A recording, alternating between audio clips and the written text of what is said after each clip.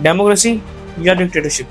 अगर आपको इन दोनों में से कुछ सिलेक्ट करने का मौका दिया जाए तो आप क्या सिलेक्ट करेंगे?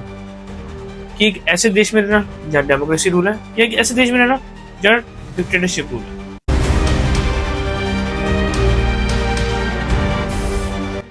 ईयर 1947 में हमारा देश भारत अंग्रेजों से तो आज़ाद हो गया और 26 सितंबर 1950 को हमारे देश को डेमोक्रेटिक कंट्री भी अनाउंस कर दिया गया, जो कि इस विश्व की सबसे बड़ा डेमोक्रेटिक पावर बना। और 1951 में हमारे फर्स्ट डेमोक्रेटिक इलेक्शंस भी हुए। पर क्या हमारा देश सच में एक डेमोक्रेटिक कंट्री है या नहीं? तो बने रहे हमारे साथ जानने के लिए कि हमारी डेमोक्रेसी कैसे डिक्टेटरशिप में बदलती जा रही है और एक ट्रू डेमोक्रेसी किसे कहते हैं। तो नमस्कार दोस्तों, मैं चिराग, आपका होस्ट। इस वीडियो में एक बहुत जरूरी मुद्दे पर बात करने जा रहे हैं जिसपे हमारा फ्यूचर डिपेंड करता है। जो मैंने अभी आपसे क्वेश्चन पूछा, ये तो ऑब्वियस है कि आप एक डेमोक्रेटिक कंट्री में रहना चाहेंगे। ऐसा क्यों? क्योंकि आपको पता है कि एक डेमोक्रेटिक कंट्री में क्या राइट्स होते हैं, like right to vote, freedom of speech and many more. तो क्या आपको लग रहा है कि हमारे इंडिया में डेमोक्रेटिक रूल्स फॉलो हो रहे हैं? नहीं। इंडिया यानी भारत, जो इस विश्व की सबसे बड़ी लोकतंत्र ताकत है, और उसकी लोकतंत्रता धीरे धीरे खत्म होती जा रही है और वो अपना रुख एक डिक्टेटरशिप कंट्री की तरफ मोड़ रही है। ऐसा मैं क्यों कह रहा हूँ, यह भी आपको आगे आने वाली वीडियो में पता चल जाए। तो चलिए इस टॉपिक को थोड़ा गहराई से समझते हैं कि डेमोक्रेसी के एलिमेंट्स का टूटना यानी डेमोक्रेसी बिखर जाना। क्या डेमोक्रेसी का मतलब सिर्फ इलेक्शंस होता है? नहीं। एक स्ट्रॉन्ग डेमोक्रेटिक कंट्री में independent judiciary, freedom of speech, media freedom and human rights होने चाहिए। पर क्या आज ये सब इंस्टीट्यूशंस फॉलो हो रहे हैं? नहीं।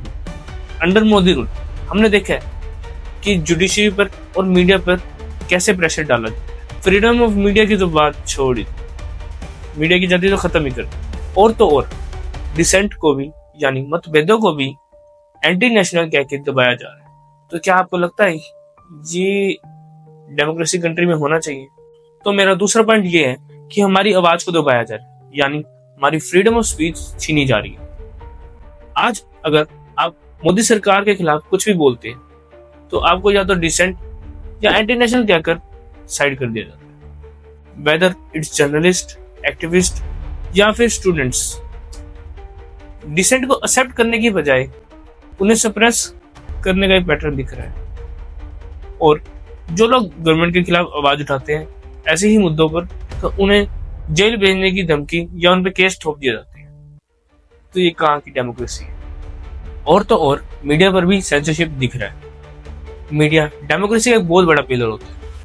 अनफॉर्चुनेटली इंडिया में ज्यादातर मीडिया हाउसेस गवर्नमेंट के कंट्रोल में है या उनका इन्फ्लुएंस ज्यादा है। Many leading news channels and newspaper have become mouthpieces of the government, जहां उनके ही नैरेटिव्स को प्रमोट किया जाता है जो उन्हें सूट करे। Real issues like unemployment, inflation, farmer distress सब साइड कर दिया जाता है और न्यूज में सिर्फ कॉमन टॉपिक्स या इरेलेवेंट बातें दिखाई जाती है। तो ये कहाँ की डेमोक्रेसी है जहाँ पर न्यूज चैनल्स भी अपनी डेमोक्रेटिक राइट्स नहीं फॉलो करते? और तो और जुडिशरी पर भी प्रेशर डाला जा रहा है। And we all know that 90% of our judiciary आज के टाइम में गवर्नमेंट के कंट्रोल में ही है। जुडिशरी डेमोक्रेसी का एक गार्डियन होता है। जैसे मीडिया एक पिलर है तो ये एक गार्डियन है। पर जब टॉप जजेस ये कह रहे हैं कि उन पर भी गवर्नमेंट का ऊपर से प्रेशर है, तो समझना पड़ेगा कि डेमोक्रेसी खतरे में है। इंपॉर्टेंट केसेस डिले कर दिया जाते हैं और जो भी गवर्नमेंट के खिलाफ हो उसे दबा दिया जाता है। ऐसा क्यों? क्योंकि डेमोक्रेसी फॉलो ही नहीं हो रही। इंडिपेंडेंट जुडिशरी के बिना डेमोक्रेसी सिर्फ एक नाम की ही डेमोक्रेसी रह जाती है। चलो ये सारी चीजें तो हम फिर भी साइड में करते हैं। अब हम आते हैं मेन बात पर, ओपोजिशन। ओपोजिशन की आवाज तो क्या, ओपोजिशन को ही दबा दिया जाता है। लोकतंत्र में ओपोजिशन का एक बहुत इंपॉर्टेंट रोल होता है, लेकिन मोदी गवर्नमेंट ने ओपोजिशन को साइलेंट करने के लिए हर तरीके के काम ले लिए, वेदर इट्स सीबीआई, ईडी या फिर फॉल्स केसेस। ये एक पैटर्न है जो हम एक डिक्टेटरशिप कंट्री में देखते हैं, ना कि एक ट्रू डेमोक्रेसी में। लाइक जैसे हमने अभी रिसेंट केसेस में देखा, like in Kejriwal case and Rahul Gandhi and many more. तो ये कहाँ की डेमोक्रेसी है? और हमने ये भी देखा कि मोदी गवर्नमेंट ने कम्युनलिज्म यानी सांप्रदायिकता को एक पॉलिटिकल टूल के तौर पे यूज किया है। हम एक सेकुलर देश है जहाँ पर Hindu, Sikh, Muslims and many more religion सारे इकट्ठे रहते हैं, लेकिन रिलीजन को एक बेस बना के लोगों को डिवाइड किया जा रहा है।